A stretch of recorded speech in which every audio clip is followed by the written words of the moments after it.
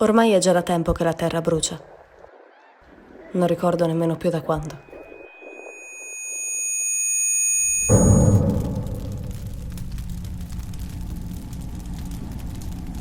La siccità ha ucciso animali, piante ed esseri umani. Il fuoco ha raso al suolo quel poco che rimaneva delle nostre foreste e dopo è arrivata la guerra. Quella che mi portò via mio padre.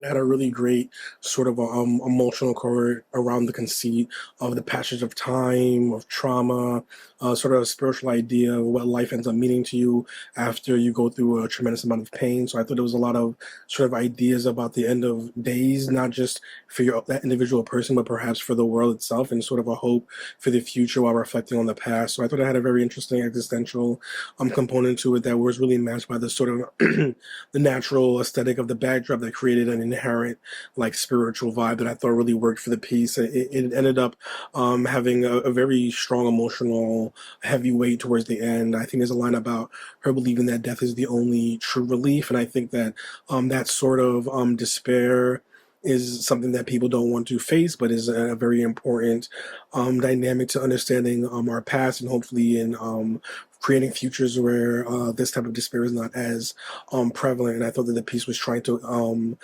accomplish that idea thematically and stylistically with this approach. So I thought it was well done. I enjoyed the narrated dynamic and the past future context between the woman and the younger girl towards the end. And I thought that the piece had a sort of message and a sort of spiritual core that made it persuasive emotionally as a piece of art. Sort of full circle moment where we have in the beginning the girl on the beach in full color, and then at the end we have the same girl finding the message of the entire film, which I thought was cool.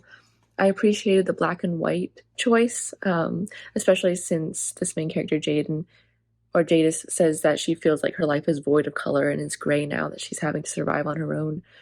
It was really interesting to see this possible scenario for what is next for us in the future. It was a little glimpse into the near future for us, possibly. And it felt like a warning to take care of our environment because we could have this environmental storm coming. I really enjoyed the music in this, and I liked the dystopian message as well. I thought it was super powerful, sort of foreshadowing of what may be to come for us in the future. It used the clever convention with the color footage off the top and then moving to black and white. I really loved the bright contrast lighting in the black and white scenes. The lead performer was so emotive and intense, and the voice really captured the sadness of the character by the melancholy tone. The camera work was stark and beautiful, and the writing was poetic, mournful, and emotional.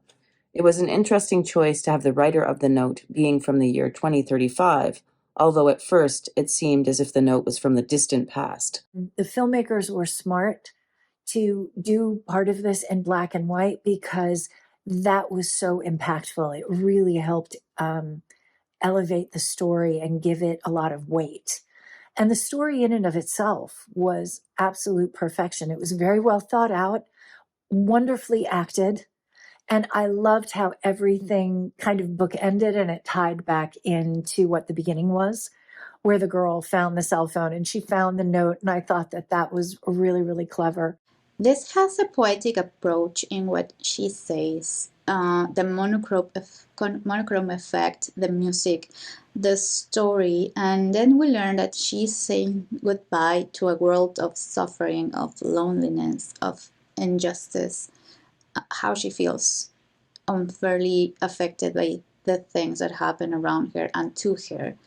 I love the contrast with the full color happy scene at the beach and the twist with the person finding the note and the mobile phone. It is quite shocking. Very somber.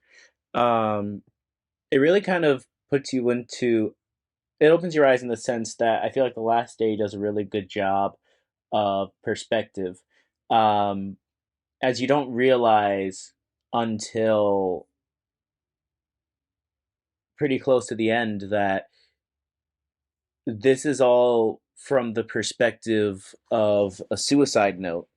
And you obviously from the title, you're trying to figure out what the reference to the last day is.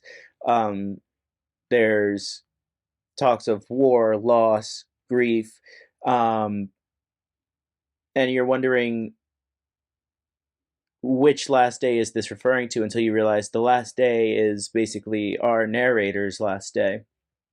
And it basically it does a really good job of being that window looking in on what someone is going through. Uh, and yeah, all in all, it was a very introspective experience.